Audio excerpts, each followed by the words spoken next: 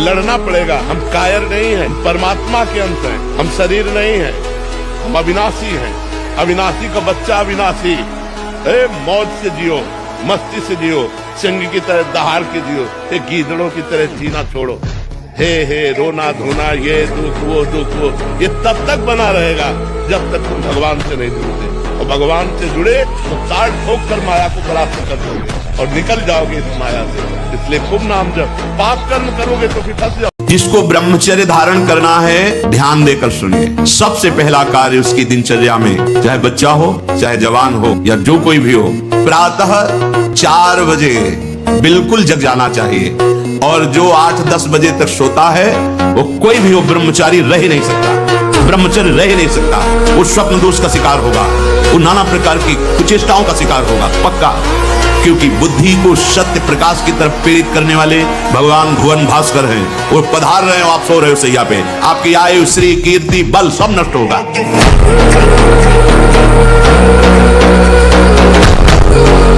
समझने वाले क्या समझते हैं, हमको क्या फर्क पड़ता है, हम क्या है, हमारी समझ ठीक होनी चाहिए।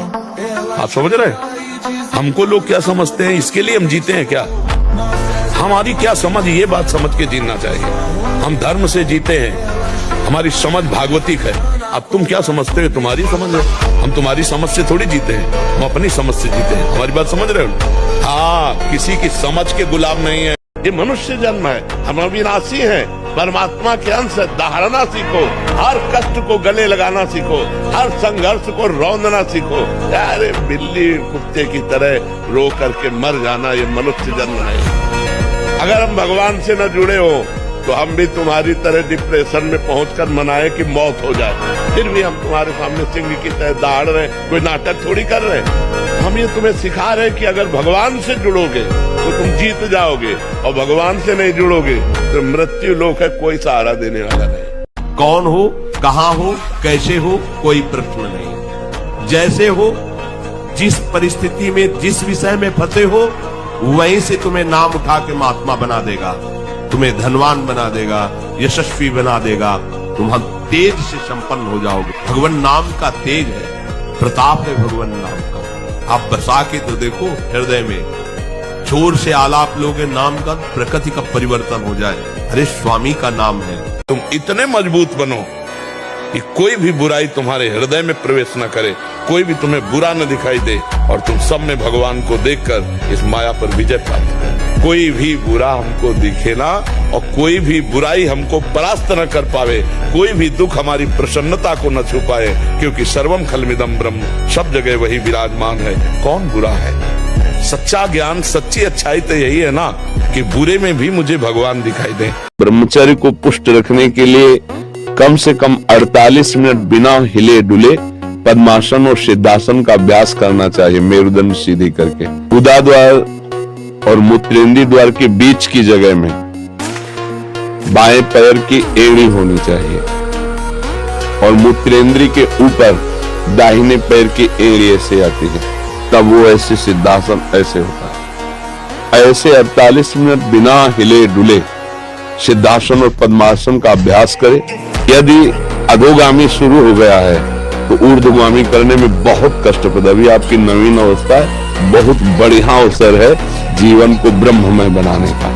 तुमसे जो गलती हो उसको होने दो, बस रोक लो, हस्त क्रिया मत करना। हस्त क्रिया मतलब समझ गए ना, हस्त मैथुन मत करना, और नाम जप करो। और जो हो रहा है तुम बिल्कुल ऐसे समझो कि बाबा ने पूरा ठेका ले लिया, अब हमको कोई चिंता नहीं। आज से तुम देखना आपका परिवर्तन। और पर कोई काम करो, 2-4 घंटे का काम करो, कोई भी काम करो। हमका विश्व का कोई भी, कहीं भी, कितना भी बड़ा देवता हो, अगर भगवान नाम जापक है तो उसे ये घोड़े ओड़े की नाल पहनने की जरूरत नहीं है। और हम कहते हैं कि आप जाओ और शनि की आराधना करो और उसका फल मांगो कि प्रेमानंद के बाल को उखाड़ दीजिए। ये हम लाडली के बल से कह रहे हैं। ब्रह्मचर्य एक विलक्षण महाव्रत है। ब्रह्मचारी का सौंदर्य प्रस्फुटित होता है, एक नूर उसके चेहरे पे झलकता है जो ब्रह्मचर्य को धारण करता है, एक नवीन आकर्षण, बालवत चेहरा। और जिसका ब्रह्मचर्य पुष्ट होने लगता है उसके शरीर से सुगंध आने लगती है। जो भोगी पुरुष होता है पास से निकल जाए तो दुर्गंध निकलेगी, और जो ब्रह्मचारी होगा तो उसके शरीर में सौरभ होगी। ब्रह्मचारी का एक एक रोम तेज से युक्त होने लगता है। चेहरे पर हर समय प्रफुल्लता, मुस्कान, उसका हृदय नंदनवन हो जाता है, आनंदवन, बिना किसी कारण के प्रसन्नता बनी रहती है। और जीना सीखो, संघर्ष से लड़ना सीखो, संघर्ष करो, जिंदगी से लड़ना सीखो, हारना नहीं, दहाड़ना सीखो, हर कष्ट को गले लगाना सीखो, हर संघर्ष को रौंदना सीखो। अरे बिल्ली कुत्ते की तरह रो करके मर जाना ये मनुष्य जन्म नहीं। तो इसलिए उठो, जागो, तुम सच्चिदानंद स्वरूप हो, तुम भगवान के अंश हो, तुम भगवत भक्ति के द्वारा इस माया पर विजय प्राप्त करो, ना कि माया के द्वारा रौंद दिए जाओ।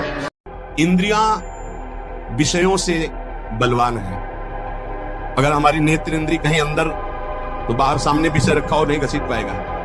विषय से श्रेष्ठ पर इंद्रियां हैं। जैसे बाण बनाने वाला बाण की नोक में ध्यान दिए तो श्रवण इंद्री काम नहीं कर रही है, राजा की सवारी निकल गई, उसको पता ही नहीं चला। अगर हमारी अंदर से इंद्री कहीं और लगी हुई है तो बाहर कोई विषय नहीं खींच सकता। शब्द स्पर्श रूप रस गंध, इसलिए कहा शब्द स्पर्श रूप रस गंध से बलवान और पर इंद्रियां हैं। साधक स्वप्न दोष से बचना चाहता है तो सर्वप्रथम उसको भगवान की शरण में होना, क्योंकि प्रभु की शरणागति से हमारा जो अंतःकरण मलिन चिंतन से युक्त है उसका सुधार होगा। चिंतन बिना बदले हम इसे रोक नहीं सकते। जो नीच पुरुषों का संग कर लेता है, बड़ा रंग चढ़ता है। एक दृश्य ने अजामिल को धर्म से युक्त निष्ठा वाले को परास्त करके घोर निंदनीय विषयों में फंसा दिया। एक दृश्य ने मछली की मैथुन क्रीड़ा ने महाराज सौभरी को फंसा दिया। ऐसा न समझे कि आपके ऊपर कुसंग का प्रभाव नहीं पड़ेगा। हम देखते हैं एक चेष्टा ने वेश, मंत्र, मर्यादा सबका त्याग करवा दिया। कुसंग बहुत जोरदार है, अगर सत्संग जोरदार है तो कुसंग भी जोरदार है। भजन में प्रतिकूलता अच्छी मानी गई, पर भगवान से प्रार्थना करें कि प्रतिकूलता दो तो इतनी सामर्थ्य दो कि सह जाएं, हमारा अन्य चिंतन न हो, हम टूट न जाएं। नहीं तो ऐसी ऐसी प्रतिकूलताएं आती कि आपको अविश्वास हो जाएगा। हमारा सब कुछ ऐसा, अब आपका सब कुछ नहीं है, अब उनका सब कुछ है, वो जैसे चाहे तैसे। दहाड़ना सीखो, हर कष्ट को गले लगाना सीखो, हर संघर्ष को रौंदना सीखो। अरे बिल्ली कुत्ते की तरह रो करके मर जाना ये मनुष्य जन्म नहीं। धर्म के द्वारा जो हमें प्राप्त होगा उसी से हम अपना भरण पोषण करेंगे। आपके बच्चे स्वस्थ होंगे, बुद्धिमान होंगे, परिवार में बहुत सुख और शांति होगी। भले दीपक की तरह जलो, बहुत काल तक रहेगी। लक्ष्मी जी भी आपके घर में बहुत काल, हम ये नहीं कहते कि बहुत नहीं, जितनी है बहुत सुख शांति से चलोगे। यदि तुम भजन की सोचोगे कि अब मुझे भजन करना है तो पाप नष्ट होना शुरू हो जाएगा। ये बड़े कृपालु हैं। महान दुराचारी भी सोच ले भगवान की सिवा मेरा कोई कल्याण नहीं कर सकता, बस मैं उसे महात्मा बना दूंगा, चिंता न करो। यदि तुमसे पाप बन गए हैं, भूल हो गई है, तो प्रभु का नाम जपने की सोचो केवल, तो पाप नष्ट होना शुरू हो जाएंगे। और नाम जब शुरू किया तो वो अवश्य। फ्रस्ट्रेशन क्या है? हाँ, बोले उसको शांत करने का बहुत बढ़िया उपाय है, हस्त मैथुन कर लीजिए और आप शांति से फिर अध्ययन कीजिए। ऐसी बुद्धि मारी गई कि मतलब ऐसा लगता है कि ऐसे लोग कैसे हमारे समाज को आगे बढ़ने देंगे। आप सोचो, जो कह रहा है वीरपात करके शांति मिलेगी, फिर आप अध्ययन कर लीजिए तो मित्र हो सकता है। अरे वीरपात जीवनी शक्ति, आप उसे क्या समझते हो? अपने दिमाग में लाओ कि तुम्हें ब्रह्मचर्य नहीं खंडित करना अभी। अगर वो रहेगा तो दिमागी स्तर हम तुम्हारा सुधार पाएंगे। तुम आज से डिप्रेशन रहित मान लो, अब मत मानना कि तुम डिप्रेशन में हो। तुमसे जो गलती हो उसको होने दो, बस रोक लो, हस्त क्रिया मत करना। हस्त क्रिया मतलब समझ गए ना, हस्त मैथुन मत करना और नाम जप करो। और जो हो रहा है तुम बिल्कुल ऐसे समझो कि बाबा ने पूरा ठेका ले लिया, अब हमको कोई चिंता नहीं। जब हार हो जाती है उपायों की, तब ये बात ध्यान आती है कि है कोई ऐसा जो मुझे बचा सके। चौथे पहर प्रातः 4 बजे बिल्कुल जग जाना चाहिए, और जो 8-10 बजे तक सोता है वो कोई भी हो ब्रह्मचारी रह नहीं सकता, ब्रह्मचर्य रह नहीं सकता। वो स्वप्न दोष का शिकार होगा, वो नाना प्रकार की कुचेष्टाओं का शिकार होगा पक्का। क्योंकि बुद्धि को सत्य प्रकाश की तरफ प्रेरित करने वाले भगवान भुवन भास्कर हैं। वो पधार रहे हो, आप सो रहे हो सैया पे, आपकी आयु, श्री, कीर्ति, बल सब नष्ट होगा। उनका पहचाना हमको, आप वही हैं जिनको कल हमने रोका था कि आप, बोले मुझे जानते हो? तो हम कहा आपको तो नहीं जानते, लेकिन आप हमें नहीं जानते होंगे। भगवत आवेश में हो गए एकदम। हम कहा आप हमें नहीं जानते होंगे। तो उसने पहले चाकू निकाली और रखा, बोले इसको जानते हो? कहाँ जानते? कि पिस्तौल निकाली, ऐसे रखा, बोले इसको जानते हो? हम कहा हमारे पास कमंडल रखा था, ऐसे खोला और गंगा जल, हम कहा इसको जानते हो? जो इसके अनुसार चलते हैं ना, बहुत बेईमान है ये मन। सदैव हमको गिराने की ही कोशिश की, कभी उठाने की नहीं की। इसको जब देखा है तो ये हमारे नाश का ही कारण बना है, हमारे पतन का ही कारण बना है। हमें गिराने की कोशिश की है। गुरु प्रदत्त विवेक के द्वारा इसको जब पकड़ पाए, समझ पाए, ओहो इसकी तो चाल ही है। जरा सा भी अगर हमें कहीं भी भागवती का आनंद मिलता है, उसी आनंद में हम थोड़ा सा ढील करते हैं और ढील पाते ही हमें वही विषय में गिरा देता है जहां हम फिर बैठे चलते रहे। एक क्षण के विषय संयोग को कई कल्पों तक नरक पहुंचाने की रचना रच देता है। इसलिए सावधान। मान, कीर्ति, प्रतिष्ठा, यश, ये आखिरी बाण है माया का। साधक को कभी इसे स्वीकार नहीं करना चाहिए। भगवान जैसे जिसको चलाना चाहते वैसे चलना ही पड़ेगा। प्रभु आज्ञा जहि का जस आही, ते सो ते भांति रहे सुख लाई। प्रभु जैसे चलाना चाहते लग बकाया प्रार्थना करो प्रभु से कि ऐसा मत चलाएं, ऐसा चलाएं कि कोई तुम्हारी चाल न समझ पाए। और आप सच्ची मानना, आपकी एक बार इंद्री मन छूट हो गई तो जिंदगी भर दबे रहोगे, दहाड़ने लायक नहीं रहोगे। माया तुम्हारे को सदैव कोसती रहेगी, तुम्हारा हृदय जलता रहेगा। ऐसा कैसे हो गया, ऐसा कैसे हो गया? जब ऊंचाई की तरफ सोचोगे तो सामने वो अगर प्रायश्चित करके मिटा दिया है तो बात है, नहीं तो वो कर्म सामने आ जाएगा। लगेगा नहीं हम इस ऊंचाई लायक नहीं, हम इस ऊंचाई लायक। आपसे प्रार्थना कर रहे, अगर चूक हो गई हो तो उसको मिटा दो, नहीं आगे बढ़ने में बाधा पहुंचा देगा। अपने गुरुजनों से सलाह करके उसका प्रायश्चित कर लेना चाहिए। अगर गुरुजन कर दे जाओ कुछ नहीं तो कुछ नहीं, खत्म खेल, वो निपटा देंगे। वो करुणामय है, उनमें बड़ी सामर्थ्य है। एक एक चेष्टा आपकी शास्त्र सम्मत होनी चाहिए, नहीं फेल हो जाओगे फिर कुछ नहीं हो। मुझे बल्ब की तरह हो किसी काम के लिए हर समय ब्रह्मचर्य का संरक्षण कैसे हो ये तुम्हें सोचते रहना। ब्रह्मचारी हो, चाहे लड़की हो, शरीर हो चाहे पुरुष शरीर हो, ब्रह्मचर्य परमार्थ की ऊंचाई पर चढ़ने के लिए एक आवश्यक वस्तु है। ये पिज्जा बर्गर खा करके, चाउमीन पाउमीन खा करके थोड़ी कोई स्वस्थ होता है। आजकल की यही सब खा रहे। आप लोग जीना नहीं जानते हो।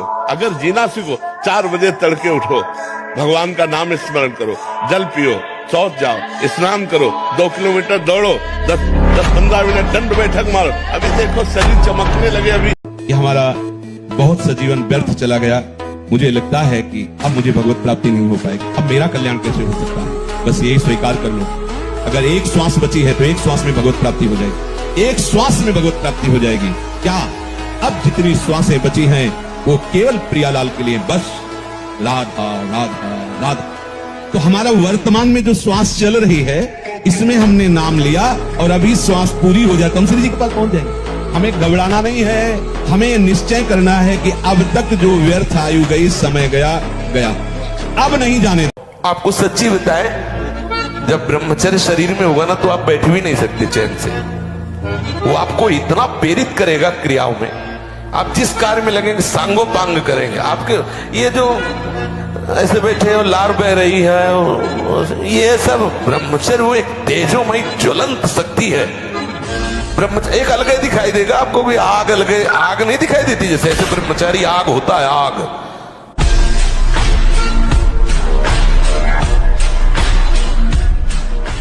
जैसे स्वप्न में लाठी चलती कुछ नहीं होता है, पीड़ा होती कि नहीं होती स्वप्न के समय।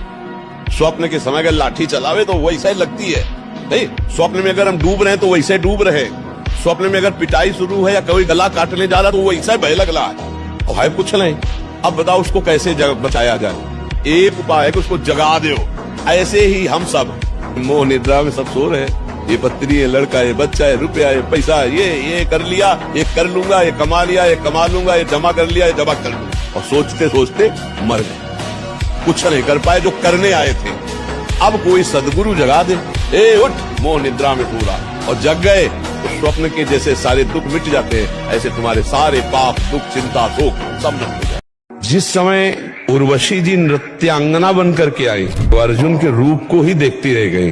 कमल लोचन जैसे श्री कृष्ण वैसे अर्जुन। तो उनका सावधान, ये प्रणाम नमस्कार मुझे नहीं, क्योंकि मैं तुम्हारी सेवा में काम भाव से युक्त होकर आई हूँ। नारायण भगवान की जंगा से प्रकट हुई उर्वशी जी हैं और अर्जुन जी को मोहित करने में असमर्थ नहीं। एक स्थिर कर लो, ब्रह्मचर्य, बहुत गंभीरता स्वभाव में आ जाएगी। ब्रह्मचारी का स्वभाव गंभीर होता है, विचार परिपक्व होता है, स्मृति प्रवीण होती है उसकी, और हर कष्ट सहने की सामर्थ्य होती है। गर्मी, सर्दी, बरसात, पीड़ा, अपमान, निंदा, वो महान शीतलता अंदर प्रदान करता है। मस्ती एक रहती है, और कहीं निरंतर भजन और ब्रह्मचर्य, फिर क्या दुर्लभ रह गया संसार में उसके लिए। यदि थोड़ा भी प्रभु का रस मिल जाए तो समीप सुंदरी से सुंदरी शरीरधारी स्त्री हो, आपका मन नहीं चलेगा, क्योंकि मन जो भोगता है वो तो प्रभु के चरणों में लग गया। अब कैसे फिसले? तो इसलिए चाहे गृहस्थ हो चाहे विरक्त हो, चिंतन, खान पान, संग, दृश्य, इन सबको संभाला जाए तो सम्यक रूप से ब्रह्मचर्य रहा जा सकता है। अगर हम आज दहाड़ रहे हैं तो भगवान की शरण में और ब्रह्मचर्य से, उससे हम दहाड़ रहे हैं। भगवान की शरण में और ब्रह्मचर्य, वही तुम्हें सब नौजवानों को कहते हैं। जिसे निकालने में इतना आनंद समझते हो, उसको रोक के तो देखो, बहादुर बन जाओगे, माया पर विजय प्राप्त कर लोगे, हर विपत्ति, हर संकट को रौंदने की सामर्थ्य आ जाएगी।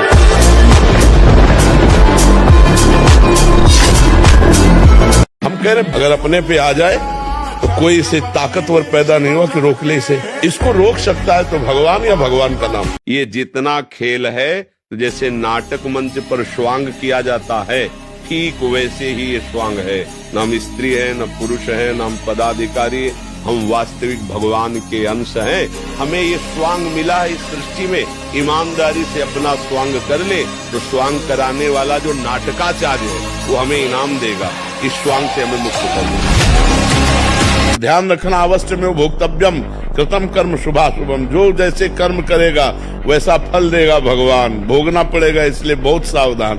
तो कभी चूक मत कर देना, पत्नी के चक्कर में आकर अपने बूढ़े माता पिता को मारना, पीटना या घर से निकाल देना, ऐसे कोई आचरण मत करना।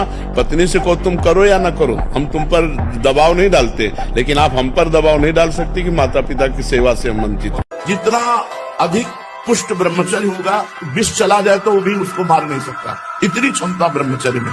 विष को पचा डालो, भोजन की क्या बात। और जब ब्रह्मचर्य, ऐसा कैसे हो सकता है? बल है ना, अध्यात्म बल, शारीरिक बल की बात नहीं कहते। ऐसा कैसे हो सकता है? यदि एक बार ऐसा हुआ तो 1000 बार मैं प्रयास करूंगा और इस पर विजय। वो मतलब जिद्दी स्वभाव, एक निष्ठा उसी से आती है, उसी से। पहले खेती जोतते थे ना किसान, एक फार वाला होता था और पूरे खेत को उसी से जोतला है, बलवान होते। 2 लीटर मठा और 8 रोटी पाए, बैल की जैसी ताकत। अगर बैल को नाक पकड़ के रोक ले तो वो वही खड़ा हो जाए।